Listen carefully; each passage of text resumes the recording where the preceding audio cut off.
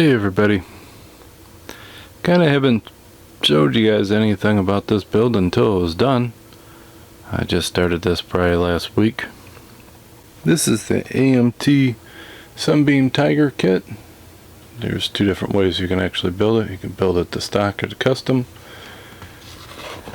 And one thing that I found out now that I have it,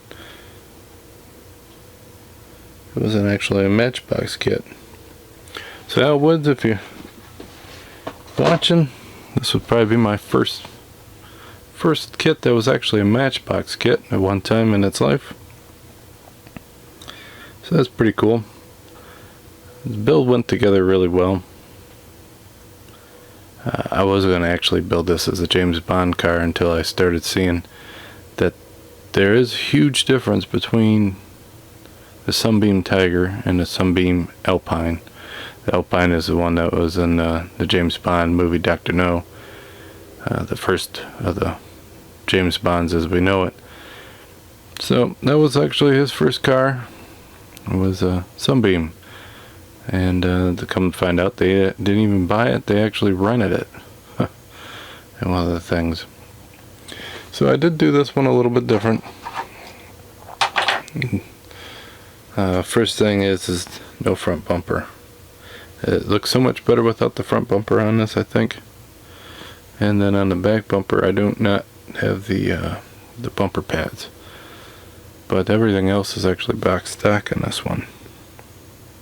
This one also, when I bought it, was already started, and the person before me had it painted yellow, and they had the interior painted a real awful tan. It was very light, kind of had a little pink to the hue of the tan.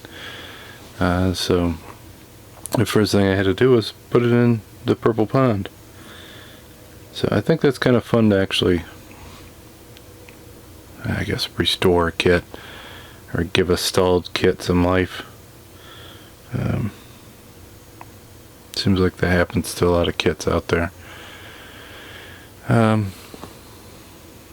This one needed a lot of sanding. There was a seam, some bad seams on the, on the fenders, kind of typical, and some bad seams back here in these areas. The trim line is a real fine trim. I used bare metal foil. I did try to do different with the Sharpie. I tried masking it off and doing the Sharpie. It just never looked right. So I did the bare metal foil. I always have the luck with the bare metal foil. Did a lot of bare metal around this. The Sunbeam on the front and Sunbeam on the back, I used a Sharpie and just lightly touched it to get it so it has some indication of being chromed. The window surround, that is all bare metal foil. When I got it, there was a crack up here somewhere. I was able to fix it. I glued it together, and then with the bare metal, it worked good. And after the bare metal, I did clear it with a one coat lacquer at Extreme from Testers. I like to coat my bare metal. It gives it more life, gives it some longevity. The only chrome pieces that I didn't strip, so I stripped the grill, the lights, the side lights, the bumper, these lights. The only chrome that's left is the exhaust tips and the wheels. I did lower it a lot, so the interior wanted to sit on the frame actually kind of high, and so it was actually higher than what it is now, almost 1/4 of an inch. It seemed like probably 1/8 of an inch. The front is super high for my taste. This wheel well should not be as high as it is. Same with the back. I did have it lowered. I had it probably exactly where it was supposed to be, but the engine would not fit, or the hood would not fit over the engine because it actually was up so high. So that just might be bad design, because the Sunbeams I looked at, the tire was probably about 2 inches of clearance, and then this is a lot more than a scale 2 inches, so That might be just something that was overlooked back then. I know they had it so you can put bigger tires on it. So let's get a closer look. So we'll start with the bottom.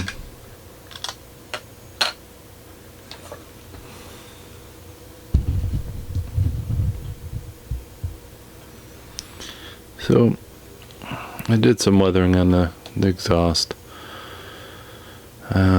Did some weathering down here. I did not chrome the bottom of the bumper. I should have. But and it's big meaty front suspension. That's part of the reason why it's so darn high.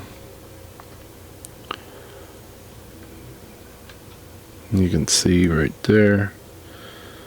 That's quite raised up pretty high. This would have been a lot lower. I don't know if it was because they actually put that big V8 in it. I'll look at the interior.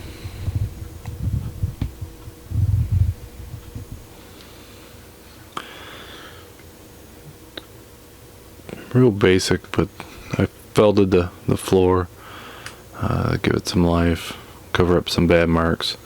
I did some weathering, did some washes on there to kind of give it the look of leather. It might look a little dirty, but I wanted to give it a good look of leather. I figured it would look good with a black hardtop, with a nice leather interior with this blue. There is some that have a blue that's close to this color. It's not exact. The Bond car is close to this color, but not exact. It's more of this mixed with a regular blue. So there's a big Ford V8 engine in that little car. I tried wiring it up with just thread, going old school. I figured this one would be a good one to try it on. It's not awful.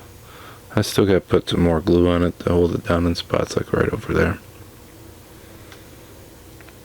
I really don't open up the engines and mess with the cars that much once they're done. They're pretty much just sitting in display. So I wasn't too afraid to do it on this.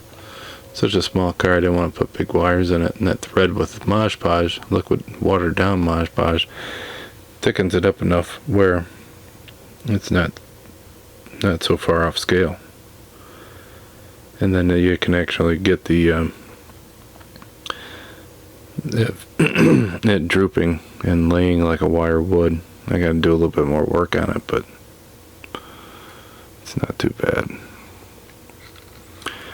And then I had to paint over these posts. The posts I had to put back in there because I cut off the factory mount because I wanted it to look lower.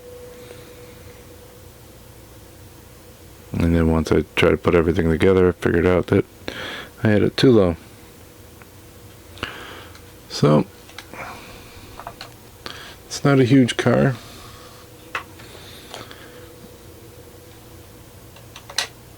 So it wasn't too bad to put together.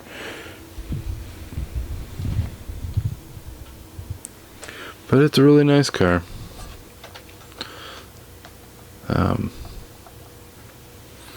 I did start the Triumph that I showed in a couple videos not too long ago, and it's sitting in the purple pond. I thought I was spraying lacquer on it, and here I was spraying enamel.